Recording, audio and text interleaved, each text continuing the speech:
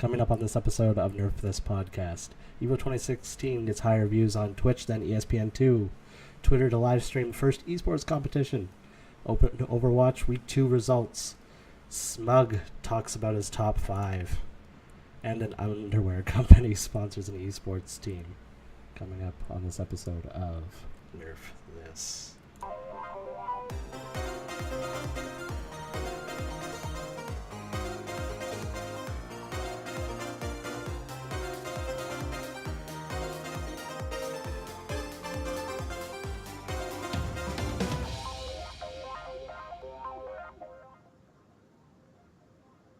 Hello, everybody. Welcome to the next episode of the Nerf This Podcast. I am Corey, joined by Kenny. Hello, Kenny. Hey, guys. Oh my god, he's coming in all beautiful and stuff. He's no longer muted on the microphone. I'm not retarded? Maybe? Okay. I I'm don't gonna know. start this show off right. So, this weekend, Kenny went to a little tournament.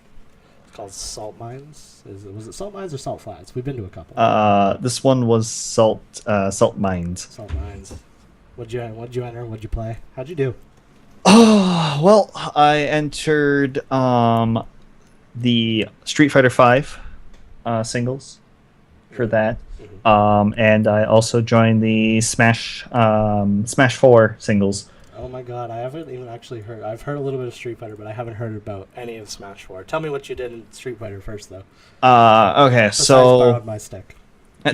yeah, other than borrowing your stick. Practice. Well, first of all, it didn't start till 3 because they were supposed to have a Edmonton versus Calgary kind of challenge. Exhibition? Yeah, like 5v5. In Street Fighter? Yes. Wow, interesting. They were supposed to do that, kind of see who's better between Edmonton and Calgary, I guess. And I guess the Edmonton players decided it was unimportant and didn't show up. Really? So, yeah, no one from Edmonton was there. So there was, I guess, a little bit of flack that was thrown around about that. Some shit talking. So wait, did any Edmonton players show up for singles?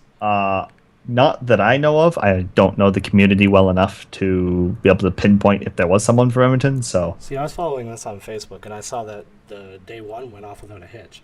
But that was probably just from the Smash side of things. yeah, that was that was just the Smash stuff that they were talking about because apparently they had issues on day 2 with all of the Smash players saying that they would be 15 to 20 minutes late. Yeah, of their matches. That's privileged Melee players for you, though. Yeah. Going back to Street Fighter though, we ended up practicing. I guess all of us kind of just sat there for like 2.5 hours, literally just doing scrims with each other. I was frenzies. I was swapping around between 3 characters during scrims anyway. I was jumping between Chun-Li, Cammy, and Karen. Mm-hmm.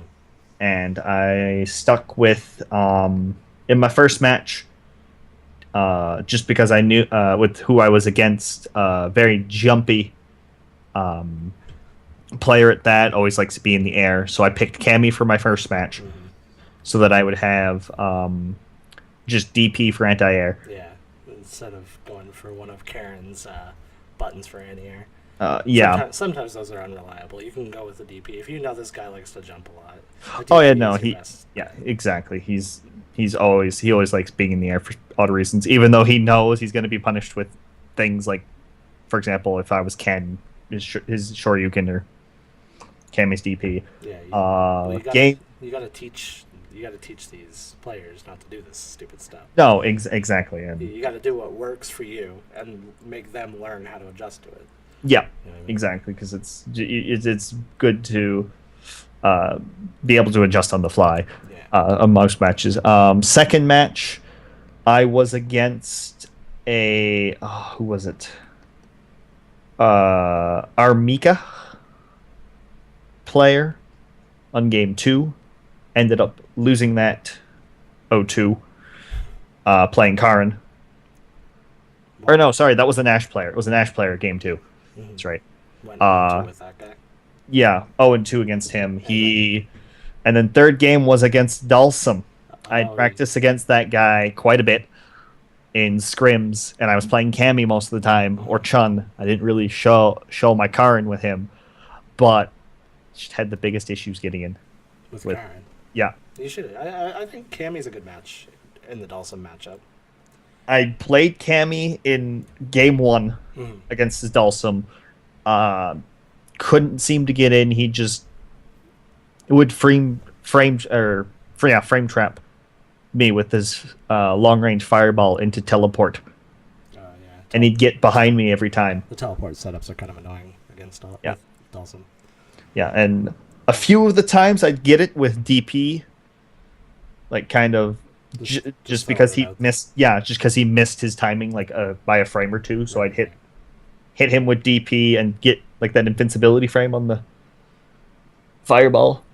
But otherwise, I just couldn't get in because he just once I got in his face, he just spammed fierce and medium punches and kicks. That's all he did. Yeah, that's so how like Dhalsims just like to go down, is kicking and screaming. Yeah, literally on this point. And so I lost with Cammy, and then I switched to Karin, maybe thinking maybe I could have a little bit of a better chance, and no, it just went worse. Stun locked me both games. Couldn't get a single hit, though. Of course, it doesn't help when I have issues doing V reversal. So ended up going Smash 1 and 4. 2. Smash 4. What did that do? What happened there? 1 and 2 is not bad 4? for a game you really don't play often. No. Smash 4 was the most pitiful excuse of my life. Dude, okay, so I went to one of the salt mines or salt flats. I can't remember which one. It was just a one-day event, whereas yours was a whole weekend, even though you couldn't go day 2. Yeah. And I entered only Smash. I went there just for Smash. Like, before I would enter Blaze Blue, and I'd enter Street Fighter, and I'd enter all those. But this time I went specifically for Smash. And I went 0-2 in both games. Melee, because it's Melee, and I thought I was badass because I was playing Sheik and know what the fuck I was doing. Yeah. I've stepped up my game now, but I'm still not near the level of some of the players, especially, for sure. Like, Calgary takes it pretty seriously. And then Smash 4, I'm like, I got this. I know the tech. I'm really good with Zero Suit Samus. I'm the best out of my group of friends with Zero Suit Samus. And I got bopped. And it was the week that Bayonetta came out. And oh yeah. I actually got beat in bracket by Bayonetta. Oh jeez. Yeah. So how did yours go? Out of my 2 games that I played, which I lost both in, by the way. Game 1 I did a little bit better after I went off of because game 1 I played. Who did I play? I played Lucina first. Did horrible with that. And then second game played Zero Suit Samus. Did a little better against the dude Samus. Still got wrecked though. Game 2 was just. I did a total of 33% damage in 2 games. It sounds yeah. Against Ness. Hey, like, don't sleep on Ness, man. Like, in Street Fighter.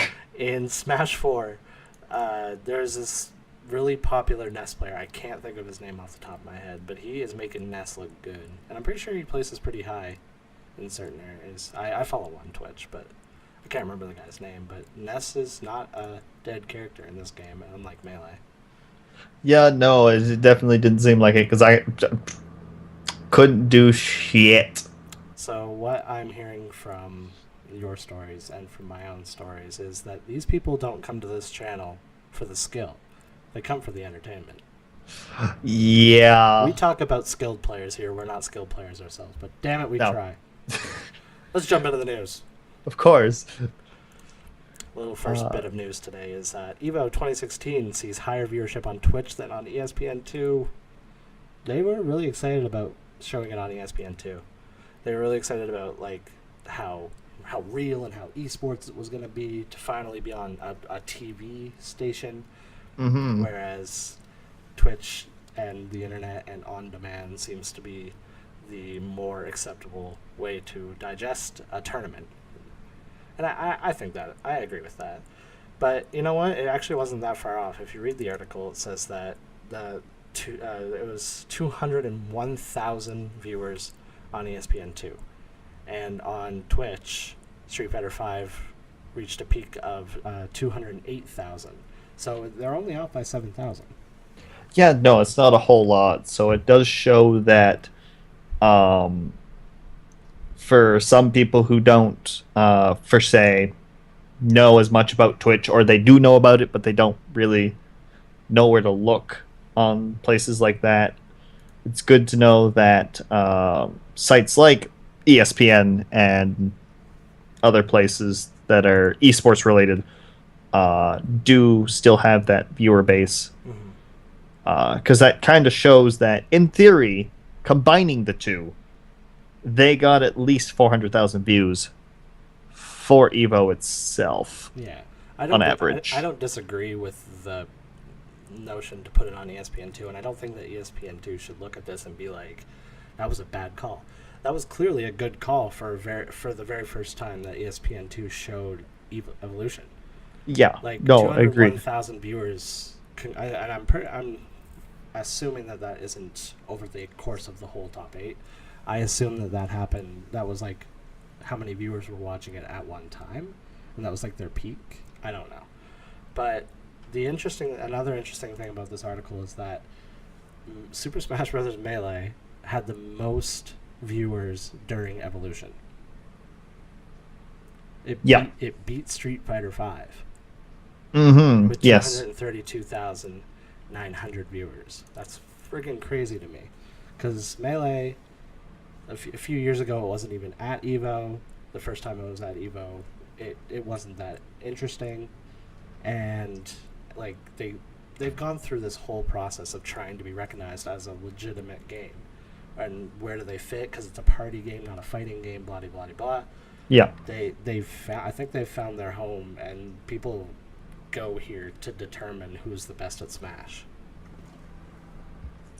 Yeah, no, of course, and it what's especially with how some hyped some of those matches ended up being. I'm sure some people were like, "Hey guys, call over their friends and then get their friends to watch it as well," which definitely helped.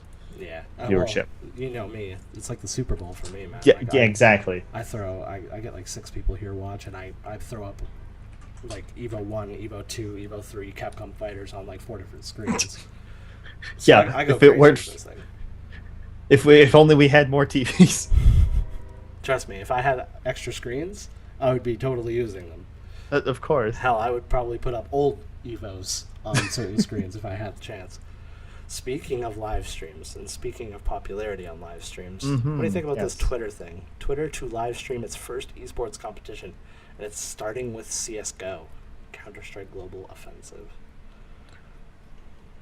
Well, okay, anyway. I don't play this game. But it says that Twitter is aiming to... they've been moving more into video, and they've been trying to catch up to Facebook in the live streaming thing. But to host its own esports and live stream its own esports event, that's pretty interesting. Yeah, no, it is definitely interesting, especially considering that they've only just looking at kind of the article here itself, that they had signed a deal with CBS as well,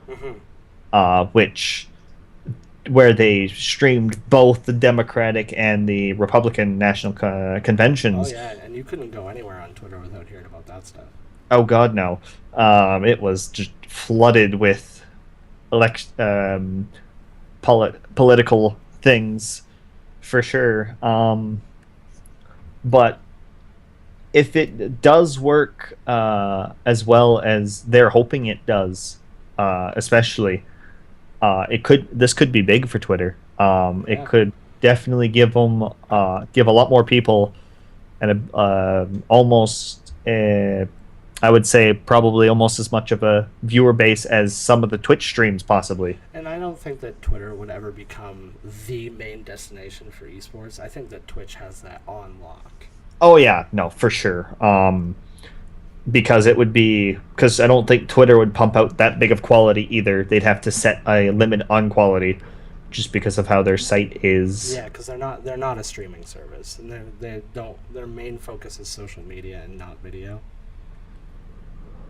Yeah. So it's sort of it will be interesting to see what they do with it, and since people like me, people have Twitch with a tournament open, and then they have Twitter on their phones to tweet about the hype as it's going on, and that's sort of how crowds work online with these tournaments.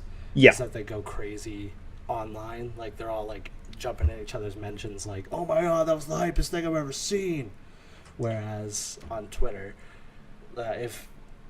if Twitter is to stream all this stuff, that would be in one place, which it could throw some things off of Twitch. Yeah, no, it could definitely definitely have a possibility there of doing that with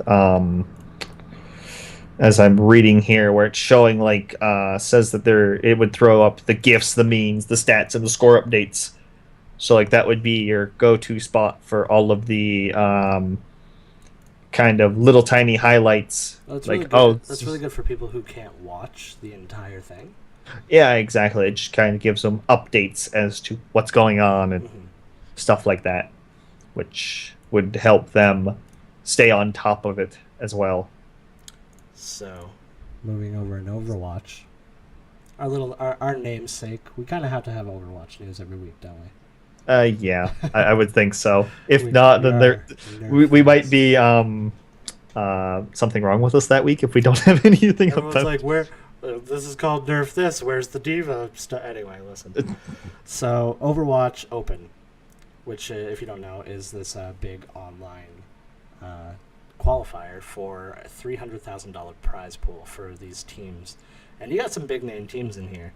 And it just completed its week 2 of qualifiers. And I watched a little bit of the Europe. I missed the North America. I had to go drive my girlfriend home. But we got the site to help us out with who qualified. And of course, so if you look back at week 1, okay?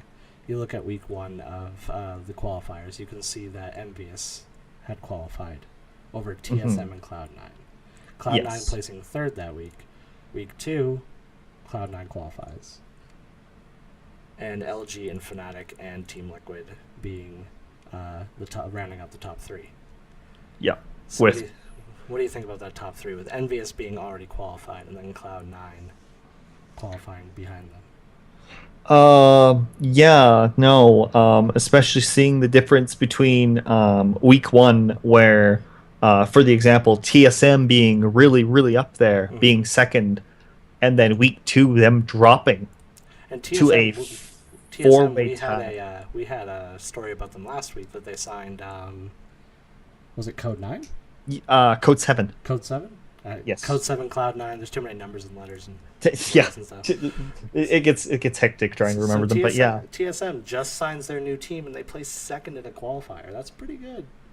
Yeah, no, But week 2, you think going into week 2 that they would just be like, all right, well, that's our spot now because the person we lost to is gone. But no, Cloud9 stepped up, man. And if you follow Cloud9's Overwatch stuff, even before the patch with all the weird,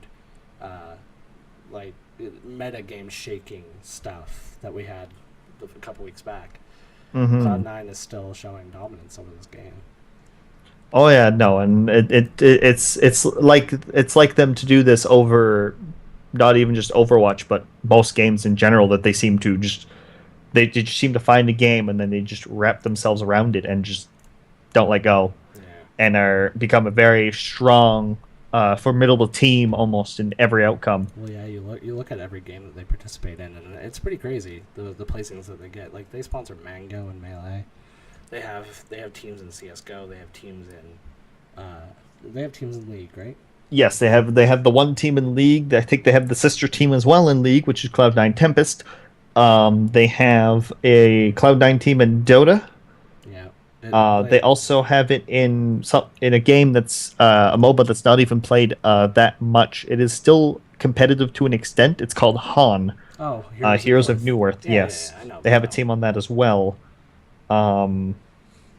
hell, they even have a StarCraft team, if I'm correct. Yeah, I believe so. So Yeah, no, Cloud9's pretty crazy. yeah, But then, and they've grown pretty big. congrats to them in Envious, and then you got 2 more weeks of qualifiers. Yeah. And then we'll round up the top 4 and get to see who takes home that $300,000 prize pool. Mm-hmm. Europe, And then, on the other hand, there's a bunch of people I never heard of until I watched the Europe top 3, and I watched Creation Esports versus Rogue, and that was a pretty interesting match, having someone who's really dominant as a Reaper, and I never thought that I'd see a really dominant Reaper in competitive play, like in high-level tournament play. I never thought to see a Reaper. yeah, because usually Reaper, you see him a lot in kind of solo queue, and just because him and Soldier seem to be like the two. Well, he used to be the go-to until McCree got his. I'm a sniper now. Oh, and don't worry, this top. There was McCree's everywhere. Yeah, this top 3 was no slouch for McCree's, man. I'm pretty sure I only saw 1 game without a McCree, and guess what? That team lost. So Of course, that says a lot. And then, I watched the first round of Reunited and Rogue. I didn't get to finish it because sadly that's when I had to leave. Yeah. And they had a little backstory that Reunited's placed second quite a few times, I guess, over the course of a bunch of Overwatch stuff. And they're consistent placers, but they just can't close it out. And they didn't close it out over Rogue this week. So you have Rogue and Misfits qualifying on the Europe side there. Mm-hmm. Yeah. Seeing some of the teams here, just kind of, for me, being more seeing them throughout Dota is where I've seen some of these teams. The Europe teams? Yeah. Anox is a Dota team. Reunited actually as well, if I'm correct, has a team in Dota. Trying to see what else there might be here. What I'm surprised at in Europe, though I guess it's probably died by now, would be EG. Yeah, you don't see a lot of EG placing high in certain games anymore. Oh no, EG is dead in League. They're completely out. But you look at Street Fighter V, and almost always one EG person places top 8, especially if there's not a huge Japan show out for Street Fighter. Yeah. Speaking of Street Fighter, I think we're ready to move on from Overwatch. We talked about OpenOverwatch. I guess the thing we should do, I think, before we leave is kind of what do we think predictions for the next week. Okay.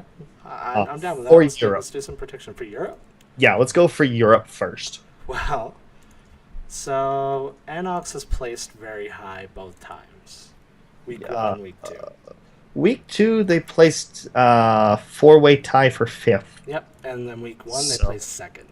Yeah. Creation placed 3rd both times.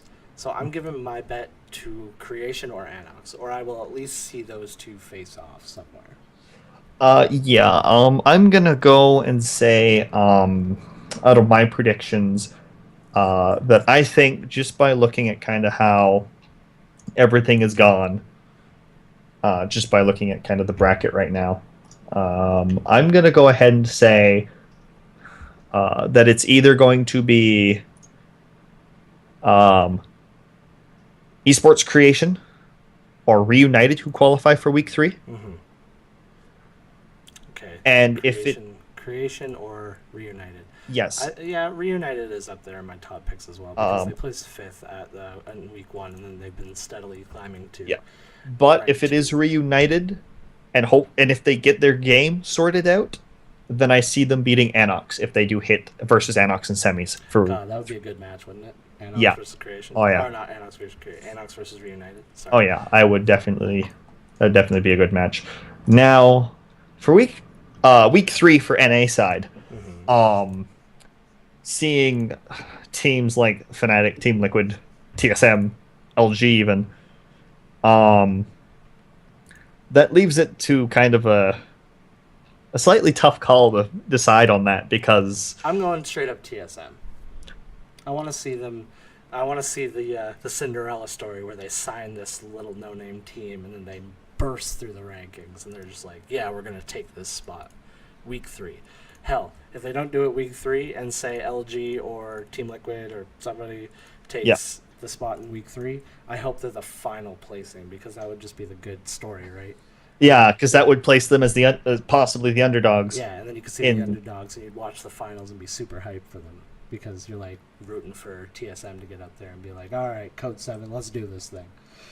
Yeah, exactly. But my prediction for week 3 is going to be, of course, hoping TSM makes it for sure. Mm-hmm. My secondary one, if TSM does not make it, TSM would probably hit second, being underneath Team Liquid, I think. Team Liquid or LG? Because like if you look at the qualifier standings, LG is number 1 right now. Yeah. Because besides the qualified people, of course. Yeah, of course. Yeah. LG is number 1 with their highest placings. Yeah, 36 points. Yeah. Whereas TSM is second and Team Liquid is 5th, tied for 5th. Yeah, it definitely would have helped if I would have seen some of the matches as well, just to see how they played against some of the players. Yeah, of course. Because some teams struggle against other teams. Yeah, exactly. So hopefully, this weekend, when I go to my event in Edmonton, that I'm going to, I'll be able to catch their games and then kind of see if once they are in the top 16. Well, I'm not paying you to not watch esports, so you better do it. You don't pay me at all. Jeez. I tried to talk about Street Fighter a little bit to get a good segue, but I'm gonna do it anyway. Hard segue to Street Fighter V. Smug talking about his top 5. What do you think of his top 5? Can you read it? Can you list off his top 5 for us? His top 5, as he said in the interview with Danielle Rosen. So it was Ryu number 1. Yeah, Ryu was number 1. Chun-Li was number 2. Yes. Ken was number 3. Yeah, okay. Well, I'll talk about them after you're done. Yeah. Number 4. Who was his number 4? Oh goodness, I can't remember now. Shit. Because his number 5. Nakali. His number 4 was Nakali. Oh yes. Was it Akali? Nakali, and then yes. number 5. Akali and Karen, Cammy, and Armika are tied for number 5. Yes. That's what do you think of the top 5? What do you think of number 1 being Ryu? Definitely a change from 4. Because wasn't Ryu like lower? Ryu was the balance.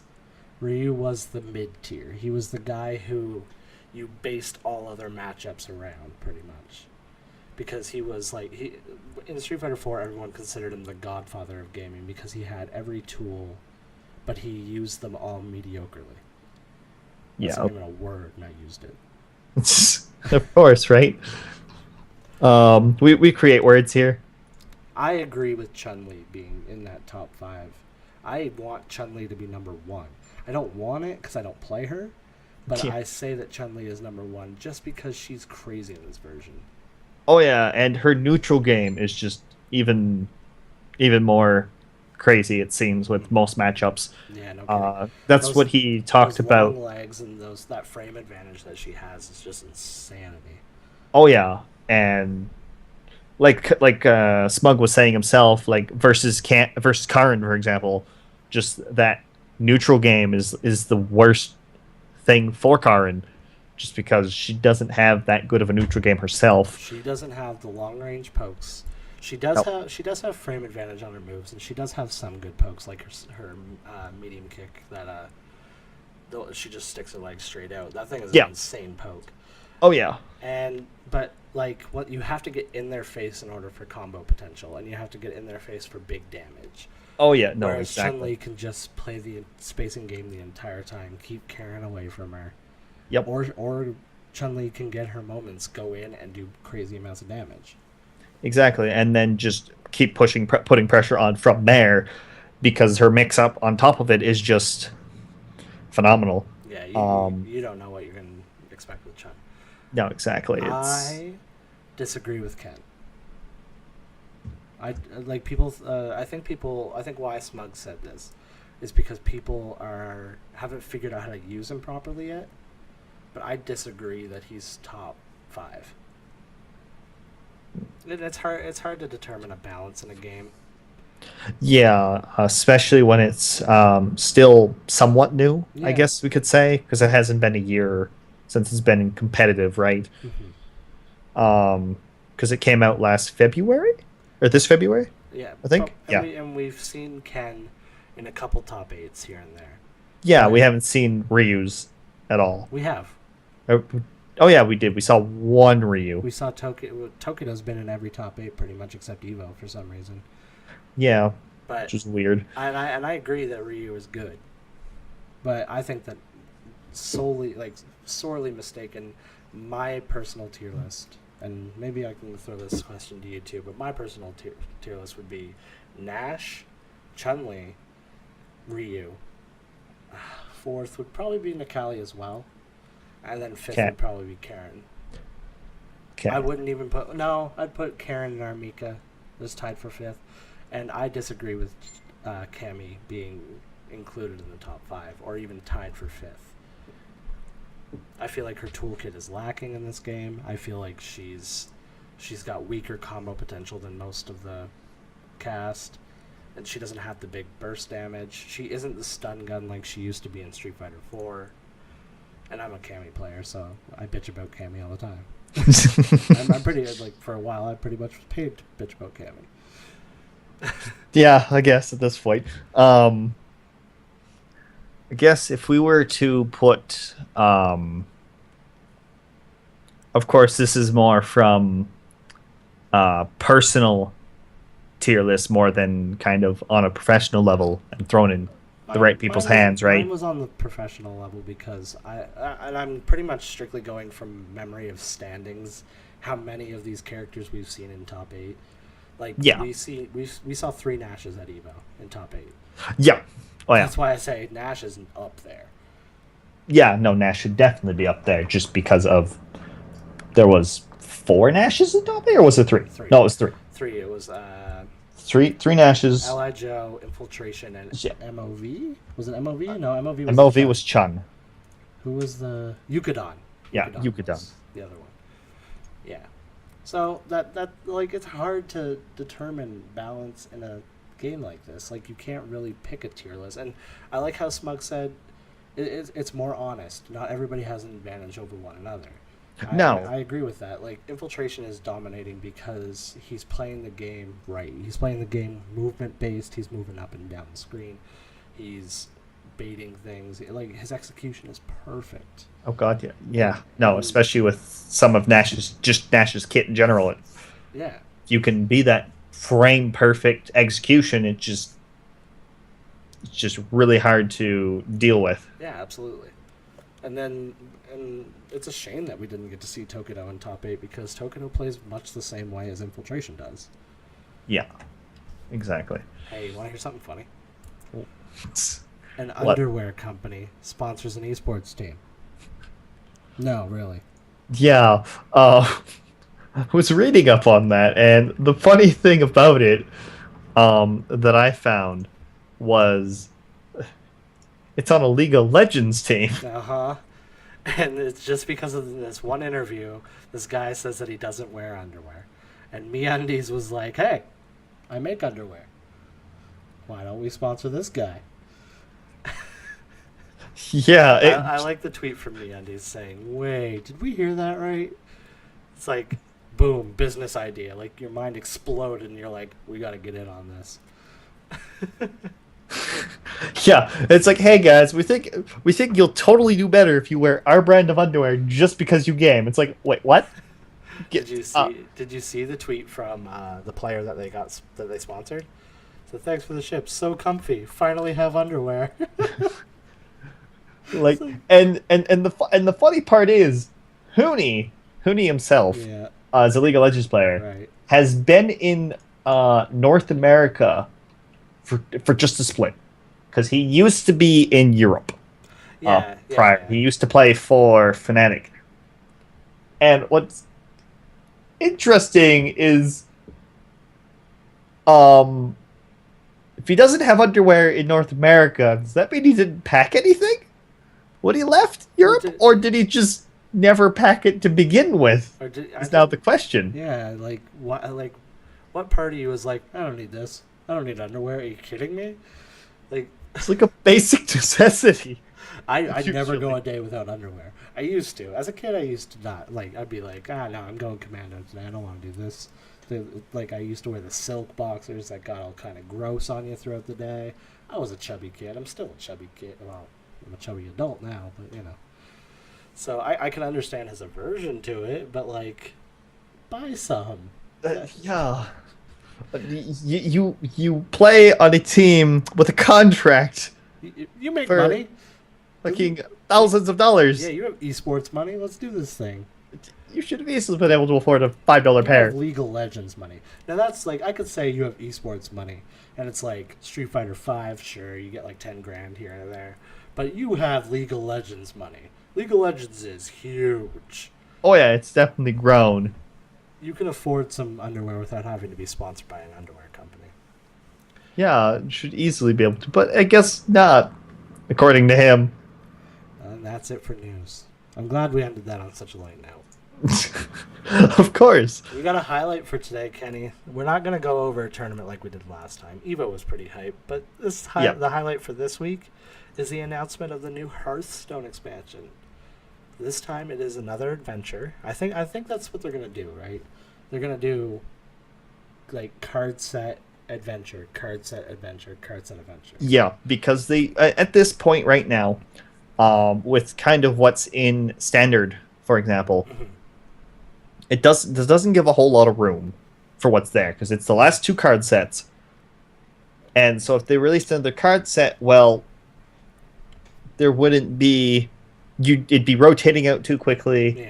Yeah. There wouldn't be much time to kind of get your tournament decks and stuff like that. And I also think that it would oversaturate the standard format a little bit.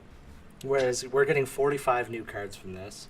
Whereas if you're going to release a set where you have to buy packs, it kind of has to be more than that. It kind of has to be like 100 or something like that. I don't remember what Whispers of the Old Gods was, but 45 is not... You're not going to open packs for 45 cards. Oh, no. No. At that point, you wouldn't even care. I think 45 cards is the perfect amount for an adventure and for a little addition to standard, because standard is starting to feel a little old now, even though it's only been out for a few months. Yeah, and the thing with standard is now that everyone's had their chance to be like, oh, hey, let's try all these new things. Well, now that you're getting your staple kind of decks that are... You're seeing, like, you go up against a class and you're like, all right, well, it's this or this. Like, exactly. Like, as a paladin, it's either Inzoth Control Paladin or it's the Divine Aggredin. Yeah, exactly. And it's just... And, like, even in rank 20, 21, for example, like, when you start up back your rotation, it's... You're seeing these really, like, dust-wise, really expensive decks that people don't understand how to play, but they're playing it because that's meta now at this point. Playing because they see the top players are playing these decks, and they're like, I'm going to be a top player, even though I never got past rank 15. Yeah, or they which they don't understand execution, so sometimes they don't play it as it should have been played. But exactly, like they make a lot of miscalls and stuff. One Knight in Karazhan will have 4 wings. One Knight in Karazhan being the new expansion. Yes. It's a party theme, and I like that. I like that Hearthstone does these silly themes. Like, they took Naxxramas and made it kind of dumb and dorky. Yeah, as well as the Grand Tournament. That was another one. It's like, oh, silly. Look, we have little things they inspire themselves to be better, and then things happen. Yeah. So One Knight in Karazhan, it's going to be 4 wings, $6.99 US a piece, or you can buy all the wings together for a discount. It's your standard normal stuff that you've come to expect with these adventures. You play as Medivh. What does that mean? Yeah, this is definitely interesting, considering for most people who already have bought Medivh Yeah, himself, yeah. maybe he has a new power in this one. I'm not. Like, do they already have a pre-constructed deck for us that, like, for every encounter? Do we have to use Medivh's cards? Can we use our own? Like, what's going to happen there? Yeah, it's going to definitely be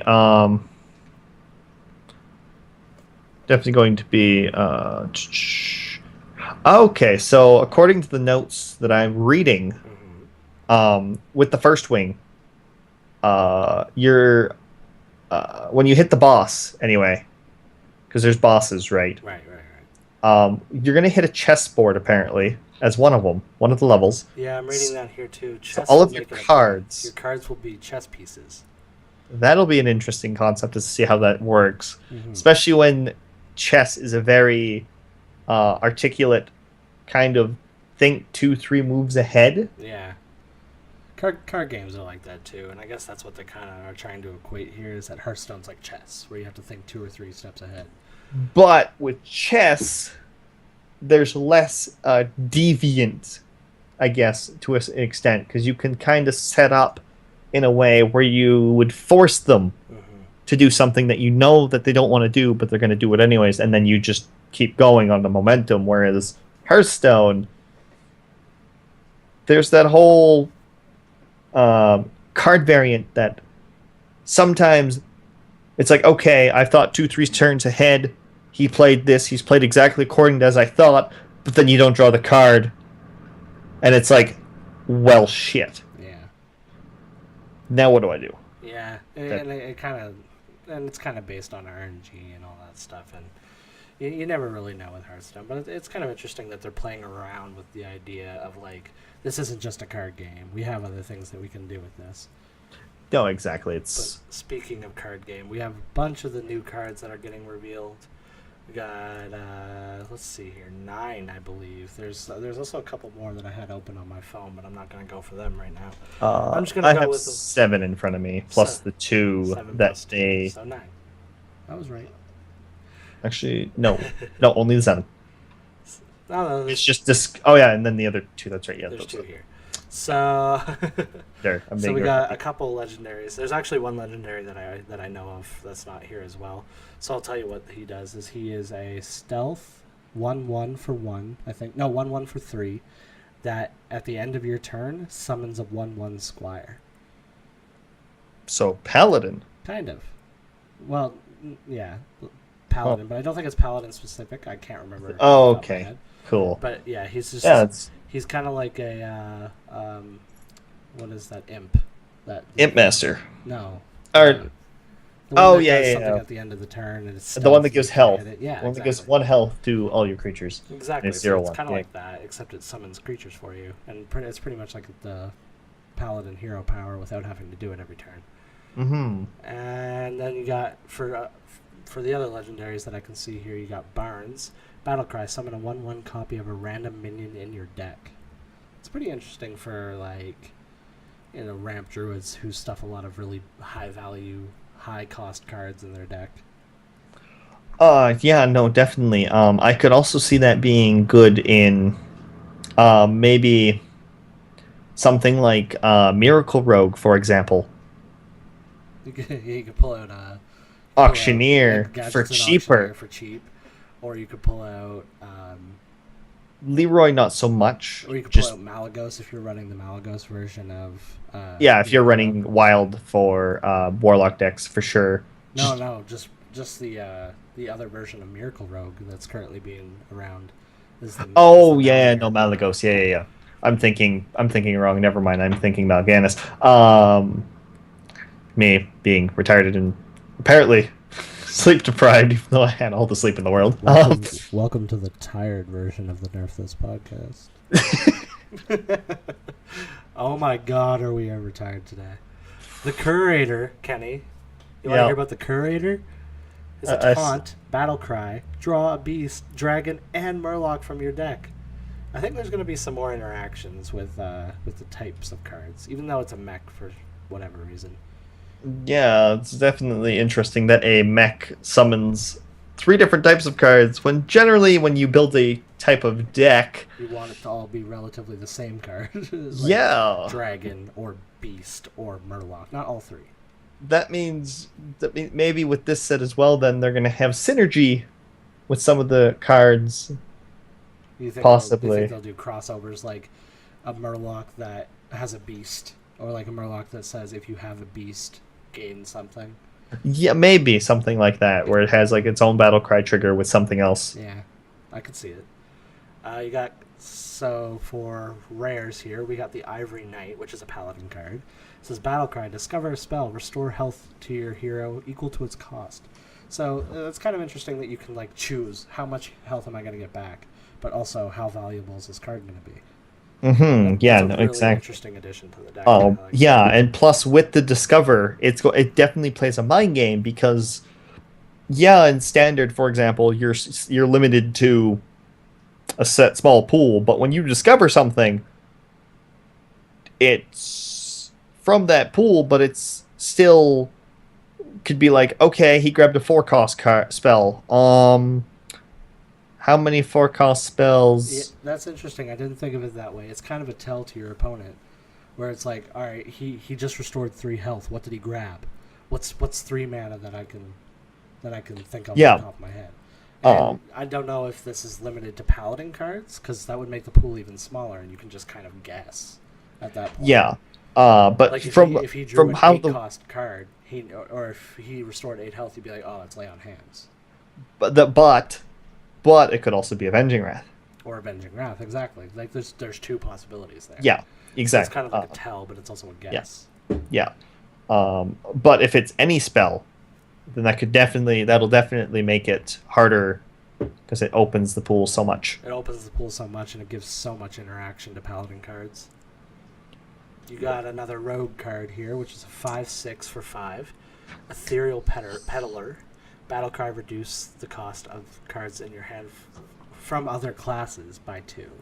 So this is lending itself to the Burgles and what is the hucksters and stuff like Hmm. that steal from other classes, and then it's like, all right, we're gonna make these cheaper now. Journey from Below as well. So you're probably gonna have a rogue come out that is completely made up of random cards, which I don't know how I feel about that. I don't like being like, all right, I'm gonna burgle, steal 2 cards from your opponent's class.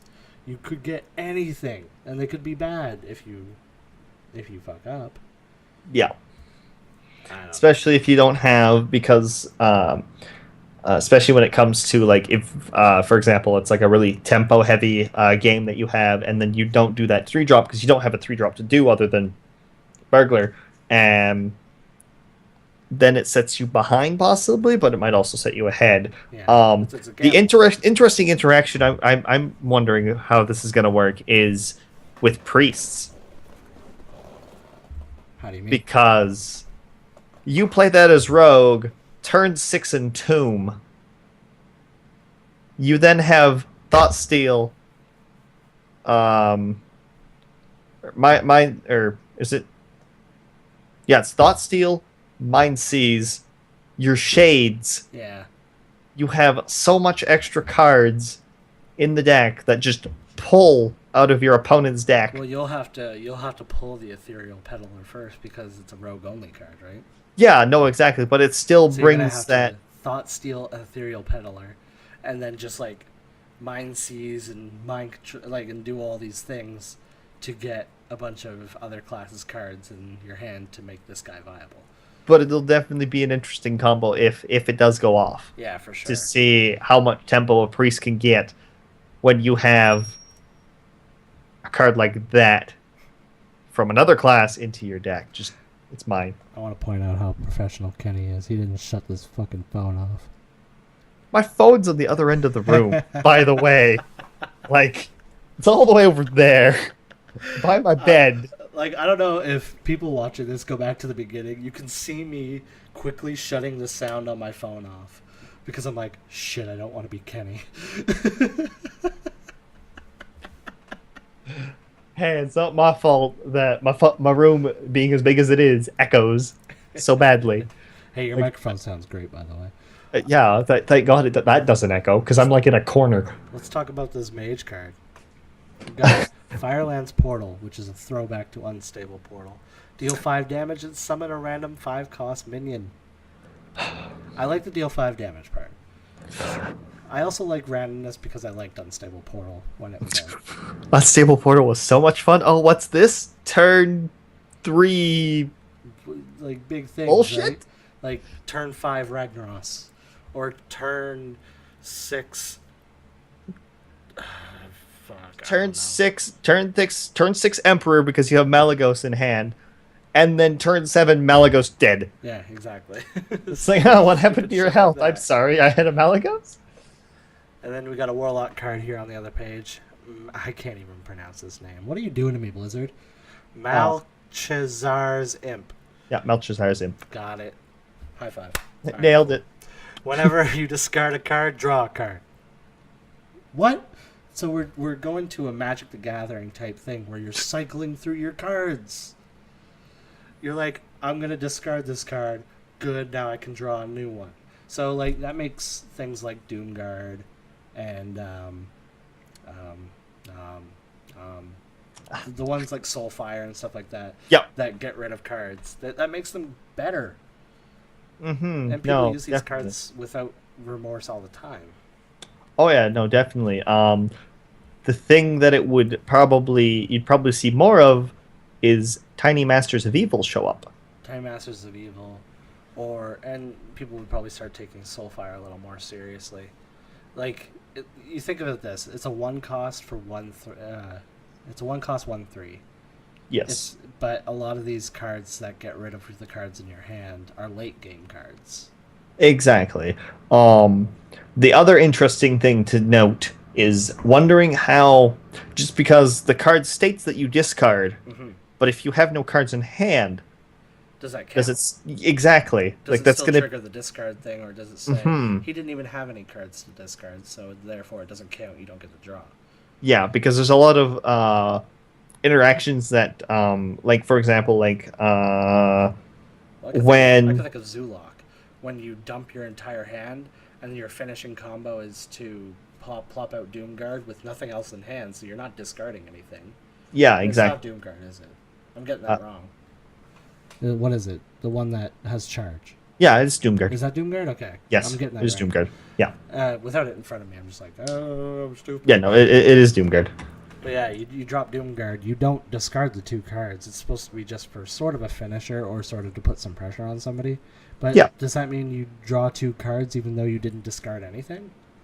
Yeah, it's definitely like to bring up the example I was going to do. Like for example, if you have a creature that you play, and then something happens where it's like, well, and you have a nice juggler on board, just say, and it's like, well, kill this thing, but because this thing died, everything happens, and it destroys your board. Yeah.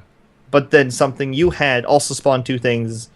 I've had it at times where Knife Juggler, who's supposed to be dead, still triggers because of the way that it kind of Like the order bringing of up things that it does. bringing up magic terms, the way the order of the stack went. Yeah, exactly. And it'll definitely be interesting to see how it works.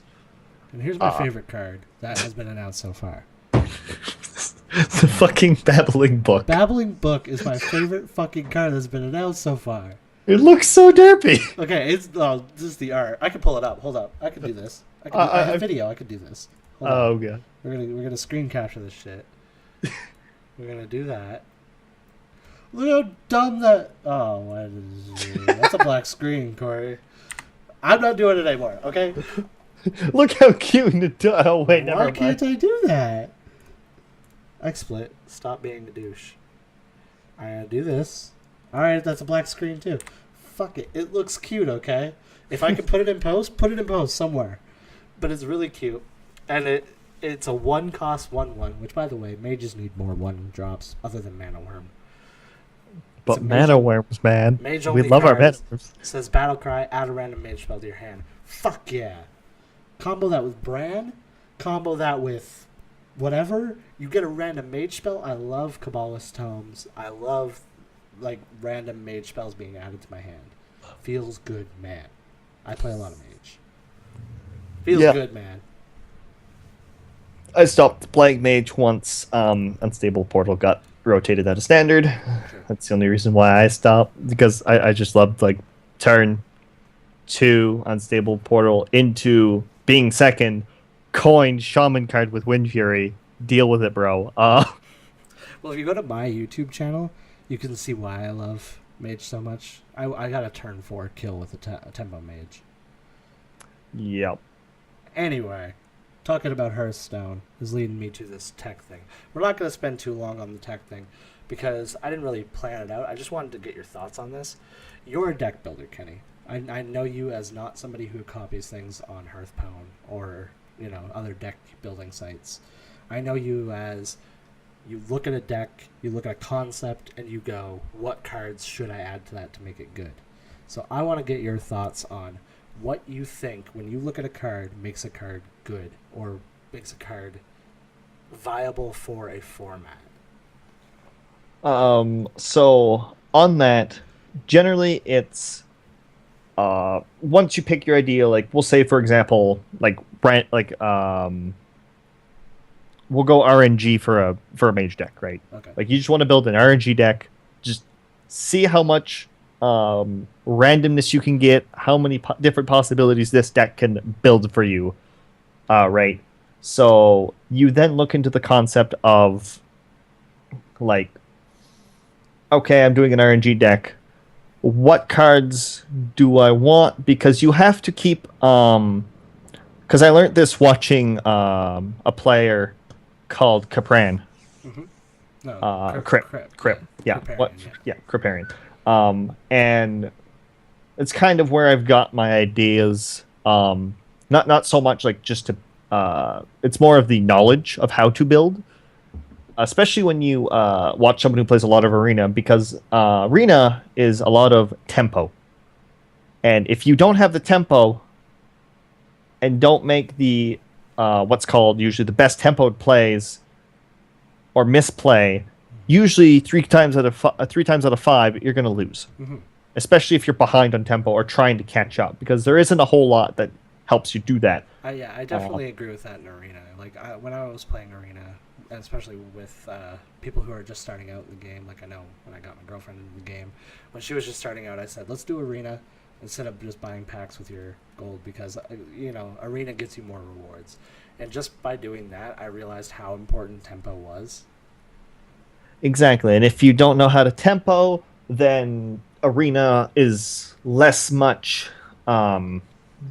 much of a kind of what's seen as a viable option for stuff, because unless you usually get about 5 wins on average, usually it isn't worth it by that point, because you're spending more resources than you're gaining from it, and so on and so forth. But going back to the idea of deck building, you then look at the cards and be like, okay, here's my list of 1-drops that I want to throw in the deck. And then you look at it based on tempo. What out of these would give me the highest tempo play at this time? So like for Freeze Mage, there's a reason why they run Mana Worms and Doomsayers and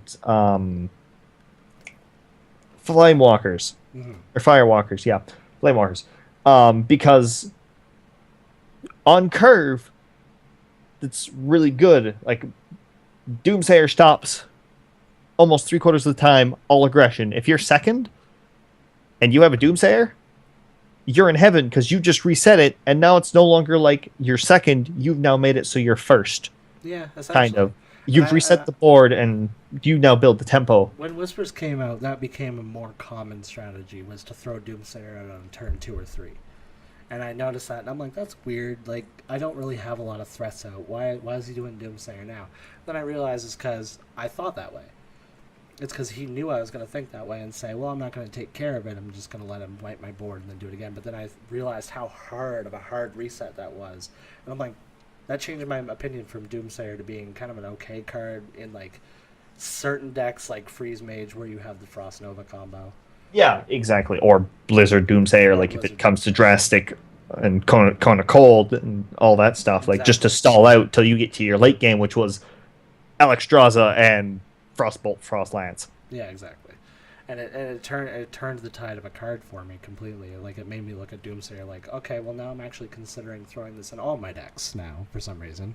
Yeah. Or the other thing is, if you have to get rid of it, how much resources are you willing to spend? Exactly. How much resources are you going to have to spend to possibly remove this? And are you going to need these further down? Or are you going to be able to win before maybe just say the bigger threat gets out? Yeah, for sure. And like, and I look at the decks that you've created, the interesting the interesting control rogues and the interesting uses of the old gods and stuff like that. So like, when you're thinking of stuff like that, what makes you think this is a better choice over this? Is it just based on how many times you've played against a certain deck that you think, okay, well, now I need this because I've played and lost against this play so many times? Some like that'll be usually after I've play tested a little bit, and like I'll see some cards work better as a whole, no matter the matchup, as to some cards just being very class specific. So then I have to kind of look at that night in particular, because it always changes almost every night usually, where I'll have to be like, okay, what am I seeing more of tonight? Am I seeing more priests? Am I seeing more pallies? Am I seeing more mirror matches? And am I having a harder issue with them than I was the day before? Or is it just that I just had 2 cards in that I had for this matchup last time that I didn't have, and I just need to throw those back because I'm seeing more of them? It's, you always generally have your list of 30, and then what I've always done is I'll mark down an extra list of, say, 5-10 cards on the side. See, you're taking the idea of a sideboard into a game that doesn't really include a sideboard. Yeah, exactly. And then I go based off of, I'll play like 4 or 5 matches in the night, maybe 6, just to see like what the variant is of what players are playing that night in whatever rank I am in, and then go from there and be like, okay, now I need to change these things because this is what I'm seeing more of tonight. So then let me set up for it, and then if I get, then hopefully the remainder of the night stays kind of to the consistency that this is what more players are playing, so I'm going to see more of it, as to possibly screwing myself over, because I've done it on a few occasions where I've done a deck swap because I've seen a lot of warriors, for example, and then I don't see a single warrior for the rest of the night. Yeah, it's regrettable, but then you realize that, okay, well, I have this in mind for next time, that if I do see a lot of warriors, I already know what to switch to. Exactly. Right. Yeah. And like my control road deck, you've seen it. It's still not complete to the exact cards that I want in it, just because I don't have the resources. So I've had to. And that's even better with your mentality of deck building. Is like, I look at a list online or something, or like I'm watching somebody play a deck, and I'm like, I want to try that deck. But then I'm like, well, I don't own this card, so I guess that deck's dead. Whereas you look at a deck and an idea that you had, and you're like, okay, well, I don't have the card that I think should go here. What's a good substitute? Yeah, exactly. Like, I don't have the legendary, the 3-drop legendary. What the hell is it called? The one that has the death rattle and the Oh, the new one, the toxin one. Yes, the toxic. Yeah, I don't remember the name of her off the top of my head. Yeah, it starts with but X. I don't have her anyways. So what I ended up doing. Plus, I don't have Huckles either. That's another thing I don't have. Huckles? Yeah. Hucksters? Hucksters, yeah. I call them Huckles. I don't have Chuckles over here. Hey, man. He wants to sell me a funnel cake and I don't want it, damn it. Hey, you want to buy a chuckle cake? I call it a chuckle cake. Anyway. Because I'm Huckle the Chuckle. Is he a killer doll? Chuckles the killer, whatever, rogue card. The killer vendor? Killer vendor. Jesus. So, like, what I did with that then is I took Journey from Below. I threw 2 of those in. Oh, yeah. Kind of as replacement. So now I have You could get Hucksters from that. Yeah, exactly. I get Hucksters from that. I mean, it's a slower delivery system, but yeah, I get it. but it then helps me maybe because my curve might be a little bit lower on 3 drops. I have that 1 drop, and then it's like, okay, cool. I just filled my 3 drop slot. I just filled my 4 drop slot, maybe. Right. Or if I see my hand is pulling out really well, maybe I'll be like, oh, there's an Nubarak here. Well, I'll just take him. I'm gonna get greedy. Exactly. I'll get greedy because I feel like the way this is going right now, it's gonna pan out accordingly. And most games that I've done that, it's actually worked out quite well because then I play Nubarak and they can't deal with it. And also sometimes you just want to have fun. Oh yeah. Like sometimes I play Museum Curator, and Deathwing the Dragon Lord comes up, and I'm like, I'm gonna fucking do that. I don't care that I have Shifting Shade and whatever else to choose from. I'm gonna choose Deathwing. Right? And then if I get to play him, yay. If not, well, shit. If not, then I'm dumb. And we get angry about it, but we chuckle afterwards. Well, I'm glad you shared your deck creation thought process, and I'm glad that some people can probably take this away and look up some resources online to better build decks and not rely so much on like Hearthstone and like net decking. Exactly. And I don't think that we should really encourage that. I think that we should encourage creativity in a meta where people are trying different things, and it spans all games. Don't pick Fox in Melee because you hear he's the best. Pick Pikachu like Axe and kick ass. Don't pick Nash just because I say he's good in Street Fighter. Pick Cammy and have fun. And compete.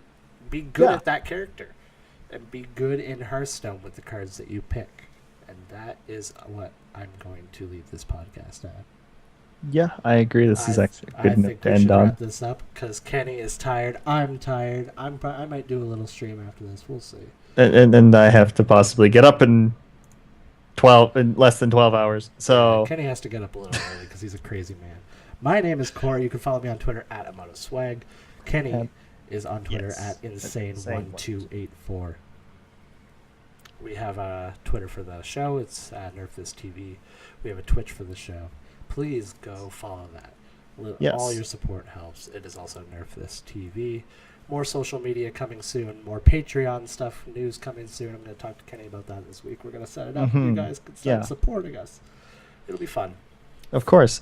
And just a little tiny note before we leave. I will most likely be streaming at the event in Edmonton. So if you guys do care to swing by and watch me have some fun and play watch my Twitter, watch Kenny's Twitter. He will tweet out when he's going to be having fun at this event that he's going to this weekend. Exactly. And for that, you guys can see me at twitch.tv/insane1284. So that'll do it for this episode of the Nerf This podcast. We hope you enjoyed it. We will see you next time. And don't forget to nerf things on your way out, guys.